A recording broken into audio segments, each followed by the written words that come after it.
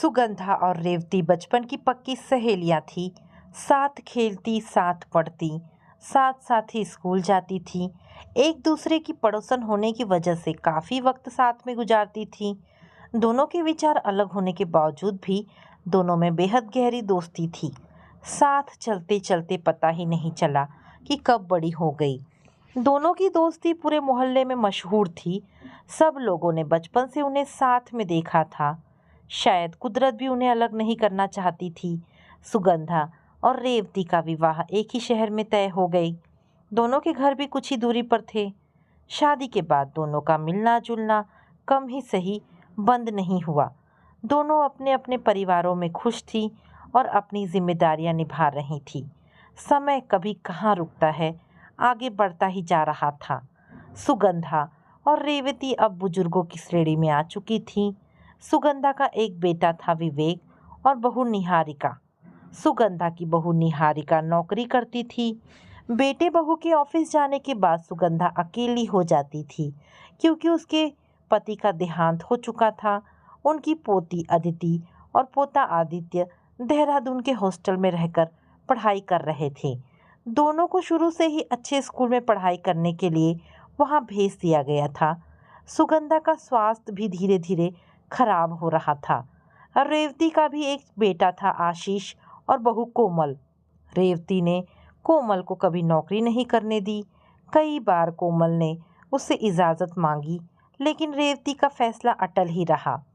कोमल अधिकतर आशीष से कहती रहती थी, आशीष यदि मैं भी नौकरी कर लूँ तो हमारे बच्चे भी बड़े स्कूल में पढ़ सकते हैं, हम और अच्छी ज़िंदगी जी सकते हैं, बच्चों का भविष्य बेहतर बना सकते हैं। लेकिन आशीष अपनी मम्मी की वजह से हर बार कोमल को ना में जवाब देता था। इस वजह से कोमल और आशीष में कई बार अनबन भी हो चुकी थी। रेवती जब भी सुगंधा से मिलने उसके घर आती, उसे अकेला देखकर दुखी हो जाती थी। वो हमेशा उससे कहती, सुगंधा कितनी बार तुझे समझाया है कि अपनी बहू को नौकरी मत करने दे। नौकरी करेगी वह और घर का कामकाज जवाबदारी सब तेरे ऊपर आ जाएगा, लेकिन तू है कि सुनती ही नहीं। हमारी उम्र हो रही है, कभी घुटने दुखते हैं, कभी कमर। कब तक तू अकेली पिसती रहेगी ऐसे ही? रेवती ऐसा नहीं है। सुगंधा कुछ कहने की कोशिश करती, उससे पहले ही रेवती उसे चुप कर देती थी, ये कहकर कि मुझे तेरी कोई दलीलें नहीं सुननी है। देख मैं कैसे शान से रहती हूँ। दिन भर बहू घर में रहती है, मुझे घर की कोई जिम्मेदारी नहीं उठानी पड़ती। बच्चे भी स्कूल से वापस आकर घर में रहते हैं, अभी छोटे हैं। दिन भर उनकी हलचल मस्ती देखकर वक्त कैसे कट जाता है पता ही नहीं चलता। सुगंधा हमेशा रेवती की बातें एक कान से सुन दूसरे से निकाल दिया करती थी। वह जब कभी रेवती के सामने कुछ सफाई देने की कोशिश करती तो रेवती एक ना सुनती थी। निहारिका के साथ रेवती का व्यवहार उखड़ा उखड़ा ही रहता था। निहारिका उसके इस स्वभाव को जानती थी और हमेशा उसके पांव छूकर उससे मिलती थी। निहारिका और कोमल भी अक्सर मिल जाया करती थी। सुगंधा और रेवती की दोस्ती के कारण दोनों परिवारों के अच्छे पारिवारिक संबंध थे। कोमल के दिल की बात निहारिका जानती थी। वो जानती थी कि कोमल खुश नहीं है, वह जीवन में आगे बढ़ना चाहती है, अपने पति के कंधे से कंधा मिलाकर काम करना चाहती है। लेकिन रेवती की जिद के आगे उसके सपने सपने ही रह गए। निहारिका हमेशा उसे समझाती कि वक्त ज़रूर बदलेगा, तुम भी जीवन में आगे बढ़ पाओगी। लेकिन कोमल जानती थी ये सब मन को समझाने की बातें हैं। समय आगे बढ़ता रहा और सुगंधा ज़्यादा बीमार रहने लगी। निहारिका और विवेक ने अपनी मम्मी की देखभाल करने के लिए एक युवती राधिका को रख लिया था। वह हर रोज़ 9 बजे आती और रात 8 बजे तक रुकती थी। निहारिका सुबह 9 बजे अपने ऑफिस के लिए निकलती थी, जबकि विवेक 8:30 बजे ही चला जाता था। निहारिका के जाने के आधे घंटे के बाद राधिका आ जाती थी। इतनी देर ही सुगंधा को अकेले रहना पड़ता था। सुगंधा के घुटने काफ़ी खराब हो चुके थे। उसने चलने फिरने में बहुत तकलीफ होती थी, साथ ही ब्लड प्रेशर भी बहुत कम हो जाता था। निहारिका उसकी दवाइयों का हमेशा ख्याल रखती थी और उसे खुश रखने की कोशिश भी करती थी। मंगलवार का दिन था। निहारिका के जाने के बाद अचानक ही सुगंधा की तबीयत ज़्यादा बिगड़ गई और वह दर्द से अपने बिस्तर पर लेटे लेटे कराह रही थी।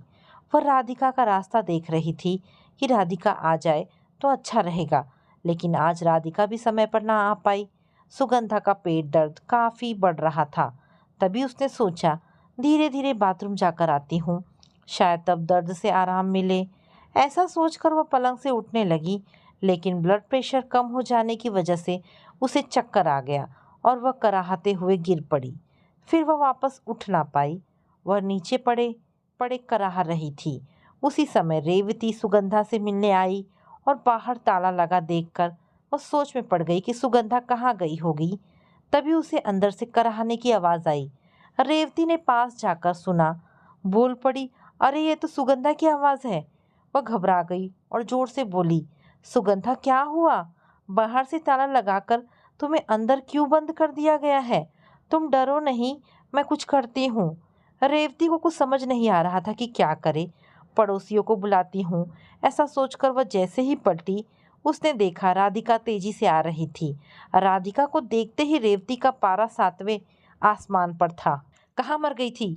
यहाँ वह अकेली पड़ी पड़ी मर जाएगी, किसी को चिंता ही नहीं है, सबको अपनी अपनी पड़ी है। कहते हुए रेवती ने गुस्से से लाल हुई आंखों से राधिका को देखा। जाओ जल्दी से पड़ोसियों को बुलाओ, ताला तोड़ना पड़ेगा, उसे घर में कैद कर दिया है। रेवती चिल्लाकर बोली, नहीं नहीं रेवती आंटी, मेरे पास चाबी है, मैं अभी दरवाज़ा खोलती हूँ, मुझे ही थोड़ी देर हो गई। कहते हुए राधिका ने दरवाज़ा खोला। दोनों सुगंधा की हालत देखकर हैरान रह गई। तब तक पड़ोस से भी कुछ लोग आ गए। राधिका ने निहारिका को फ़ोन लगाया। निहारिका मैडम जल्दी आइए, मम्मी की तबीयत बहुत ख़राब है, वे नीचे गिरी हुई हैं, हम क्या करें समझ नहीं आ रहा। निहारिका घबरा गई और तुरंत उसने विवेक को फ़ोन करके कहा, जल्दी घर पहुँचो, मम्मी की तबीयत बिगड़ गई है। विवेक अपनी कार से तुरंत निकल गया और निहारिका भी अपनी कार तेजी से चलाती हुई घर पहुंची। साथ ही उसने डॉक्टर को भी फ़ोन करके बुला लिया था। डॉक्टर के पहुंचते ही निहारिका और विवेक भी पहुंच गए। तब तक सुगंधा को सबने मिलकर नीचे से उठाकर बिस्तर पर लिटा दिया था। डॉक्टर ने सुगंधा को देखकर तुरंत एम्बुलेंस से अस्पताल ले जाने का आदेश दिया। एम्बुलेंस आते ही सुगंधा के साथ ही निहारिका और विवेक भी उसमें बैठ गए। एक बार निहारिका की नज़रें रेवती से मिली तो वह उसे घूर रही थी, मानो निहारिका बहुत बड़ी गुनहगार हो। निहारिका ने अपनी आंखों को दूसरी ओर घुमाते हुए अपनी आंखों के आंसुओं को नीचे गिरने से रोका। हिम्मत दिखाती हुई सुगंधा से बोली, मम्मी सब ठीक हो जाएगा, आप बिल्कुल चिंता नहीं करो। विवेक तुम भी हिम्मत रखो, मम्मी बिल्कुल ठीक हो जाएगी। अस्पताल पहुंचते ही सुगंधा का इलाज शुरू हो गया। पहले उसे आईसीयू में रखा गया। डॉक्टर ने उसे देखने के बाद विवेक और निहारिका को आश्वासन दिया, सुगंधा जल्दी ठीक हो जाएगी। ब्लड प्रेशर बहुत कम होने की वजह से ही उन्हें चक्कर आ गया था। 24 घंटे आईसीयू में रखने के बाद उन्हें प्राइवेट कमरे में शिफ्ट कर दिया गया। अब सुगंधा होश में थी। निहारिका और विवेक उसके आसपास ही बैठे थे। आदित्य और अदिति, उसकी पोती और पोता भी उसके पास ही खड़े थे। सुगंधा सबको देखकर बहुत खुश हो रही थी। तभी रेवती और कोमल भी सुगंधा को देखने अस्पताल आ गए। निहारिका और विवेक ने खड़े होकर उन्हें बैठने की जगह दी। निहारिका ने झुककर रेवती के पैर छुए, लेकिन रेवती ने उसकी तरफ देखा तक नहीं। कोमल को रेवती के ऐसा व्यवहार अच्छा नहीं लगा, लेकिन वह कुछ कह ना सकी। सब बैठकर बातें कर ही रहे थे कि तभी डॉक्टर ने आकर सुगंधा को घर ले जाने की इजाज़त दे दी। निहारिका और विवेक ने सारी कार्यवाही पूरी कर दी। सभी लोग विवेक की कार में बैठकर घर के लिए रवाना हुए। सिर्फ कोमल निहारिका के साथ उसकी ही कार में बैठी।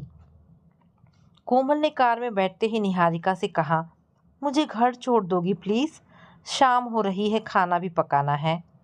निहारिका ने कहा, बिल्कुल, पहले तुम्हें छोड़ देती हूँ, फिर मैं मम्मी की कुछ दवाइयाँ लेते हुए घर जाऊँगी। तब तक विवेक और मम्मी भी घर पहुँच जाएंगे। रास्ते में निहारिका और कोमल आपस में बातें करने लगी। तभी कोमल ने कहा, निहारिका, मैं मन ही मन घुटती रहती हूँ, मुझे भी नौकरी करने का मन होता है। घर तो मैं फिर भी संभाल ही लूँगी, लेकिन मम्मी हमेशा मना कर देती हैं। उन्हें लगता है कि सुगंधा आंटी हमेशा दुखी रहती हैं, अकेली रहती हैं। मम्मी की वजह से आशीष भी मुझे नौकरी के लिए मना कर देते हैं। दूसरी कोई समस्या नहीं है। मम्मी स्वभाव से अच्छी हैं, बस नौकरी को लेकर गलत धारणा बनाकर बैठी हैं। निहारिका, तुम ही सोचो, इस महंगाई के ज़माने में एक की कमाई से सारे सुख सुविधा तो हासिल हो नहीं सकते ना।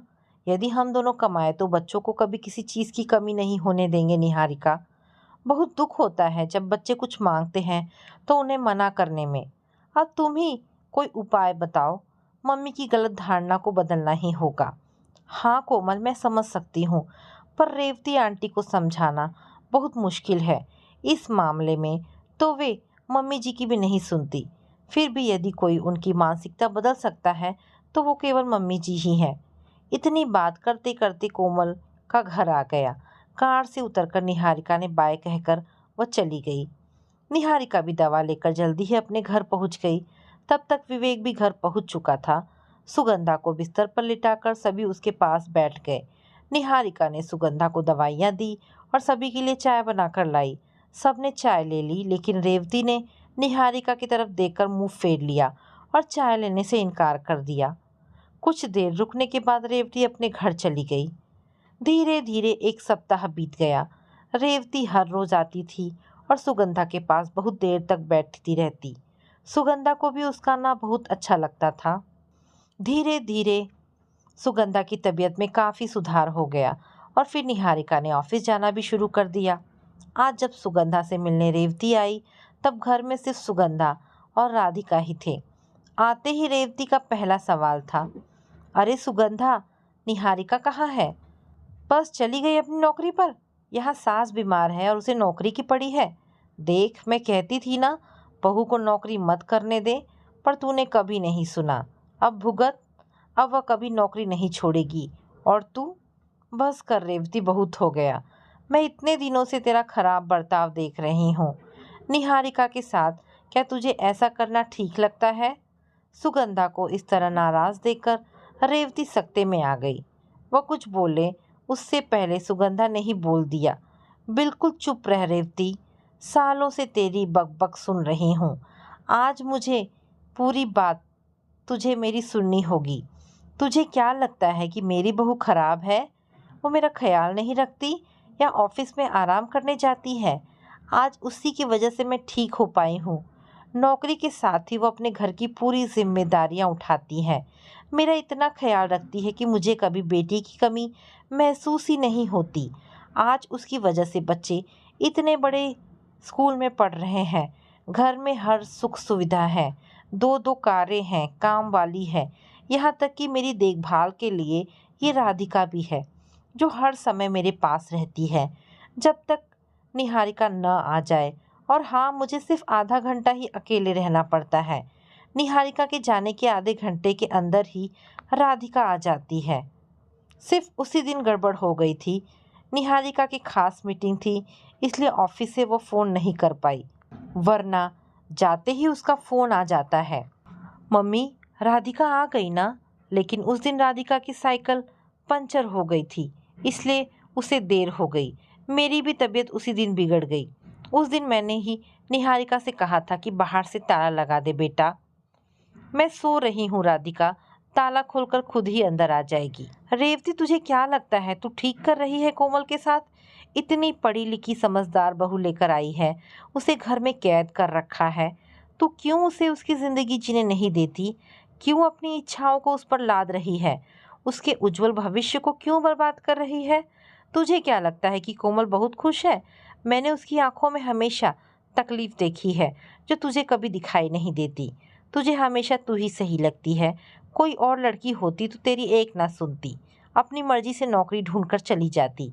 अरे आजकल की बहुएं तो अपने साथ बेटे का ट्रांसफ़र तक करवा लेती हैं, ताकि सास ससुर के साथ रहना ना पड़े। लेकिन कोमल वैसी लड़की नहीं है। तू तो समय की बलवान है, जो तुझे कोमल जैसी बहू मिली है। हमें यदि अपने बच्चों के अच्छे भविष्य के लिए कुछ देर अकेले रहना पड़े, थोड़ा बहुत त्याग करना पड़े, अपने ही घर की जिम्मेदारी में हाथ बटाना पड़े, तो उसमें गलत क्या है रेवती? बच्चे भी हमारे ही तो हैं, बहू भी हमारी बेटी ही तो है। फिर ऐसा पक्षपात क्यों? रेवती, तुझे सोचना होगा कि तू जो कर रही है वो गलत है।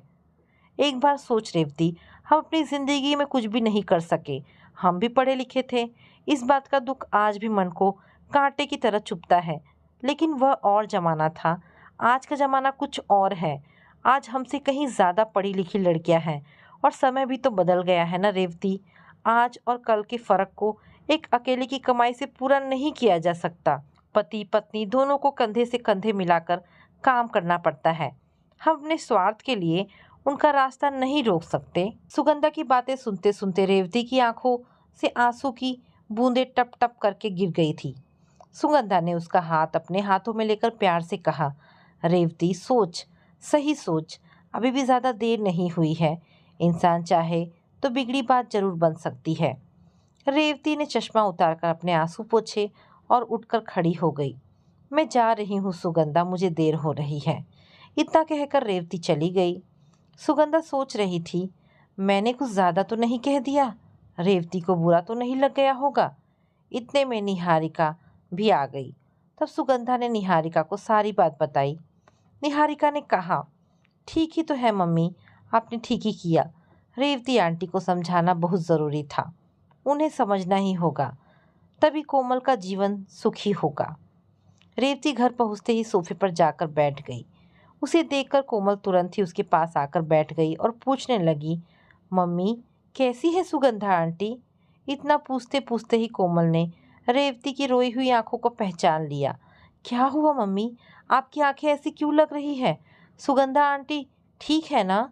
रेवती फफक फफक कर रो पड़ी और कोमल को अपनी बाहों में भर लिया। वो बहुत देर तक रोती रही, कुछ बोल ही नहीं पा रही थी। कुछ देर में जब वह सामान्य हुई तब कोमल से बोली, बेटा आज मेरी आंखें खुल गई है। सबसे पहले तो मैं तुझसे माफ़ी मांगती हूँ, मुझे माफ़ कर दे। कोमल बेटा, मैंने तुम्हारे पाँव में जंजीर बांध रखी थी। मैं तुम्हारे भविष्य के आड़े आ गई थी। कुछ देर तो ज़रूरी हो गई है, पर बहुत देर नहीं हुई है ना कोमल? मम्मी आप ये क्या बोल रही हैं? मुझे कुछ समझ नहीं आ रहा। और आप मुझसे माफ़ी क्यों मांग रही हैं? कोमल बेटा, मैं चाहती हूँ तुम भी नौकरी करो। तुम भी अपनी ज़िंदगी अपने मुताबिक ही जियो। हमारे बच्चे भी हर सुख उठा सके और आशीष को भी सहायता मिल सके। हमारे घर के सामने भी एक कार खड़ी हो कोमल बेटा। मैं स्वार्थी हो गई थी। मैं अपने लिए ही सोचती रही। मैंने बहुत बड़ी गलती कर दी। लेकिन आज सुगंधा ने मेरी आंखें खोल दी। अब मैं सुगंधा से तभी मिलूंगी जब मिठाई लेकर उसके घर जाऊंगी। इतना सुनते ही कोमल को मानो दुनिया की सबसे बड़ी खुशी मिल गई। उसने झुककर रेवती के पांव छुए। उसकी आंखें आंसुओं से भीग गई थी, लेकिन वे दुख के नहीं, खुशी के आंसू बनकर टपक रहे थे। कोमल को रेवती ने छाती से लगा लिया। रेवती के दिमाग से एक गलत धारणा के निकलने से पूरे घर में खुशी की लहर दौड़ गई। सुगंधा रोज रेवती का रास्ता देखती रही। वो जानती थी कि रेवती जरूर वापस आएगी, लेकिन खाली हाथ नहीं, मिठाई और कोमल की नौकरी की खबर लेकर। कुछ ही हफ्तों में कोमल को नौकरी मिल गई। रेवती, आशीष और कोमल मिठाई लेकर सबसे पहले सुगंधा के घर आए। रेवती के हाथों में बर्फी का डब्बा और कोमल के चेहरे की खुशी देखकर सुगंधा बिना सुने ही सब कुछ समझ गई। रेवती ने बर्फी का टुकड़ा निकालकर अपने हाथों से सुगंधा को खिलाया और उसके गले लग गई। सुगंधा ने भी उसे प्यार से अपनी ओर खींच लिया। आज दोनों सहेलियां के इस पुनर्मिलन में ना जाने कितनी खुशियां, कितनी समझदारी, कितना त्याग, कितना प्यार और अपने परिवार का कितना हित छिपा हुआ था। उस दिन रेवती कुछ न कह पाई थी जब सुगंधा उसे समझा रही थी, लेकिन आज कुछ खुशी और कुछ बहते हुए आंसुओं के साथ रेवती के मुंह से जो पहला वाक्य निकला वह था, सुगंधा मैं स्वार्थी हो गई थी, लेकिन अब मुझे सब समझ में आ गया है कि बच्चों की भलाई में ही हमारी भलाई होती है। तो दोस्तों, ये छोटी सी कहानी यहाँ पर समाप्त होती है। आशा करती हूँ कहानी पसंद आई होगी। अगर कहानी पसंद आई है तो प्लीज़ इसे लाइक एंड शेयर करें। दोस्तों, ऐसी ढेरों पारिवारिक और शिक्षाप्रद कहानी सुनने के लिए मेरे चैनल को प्लीज़ सब्सक्राइब करें। धन्यवाद दोस्तों।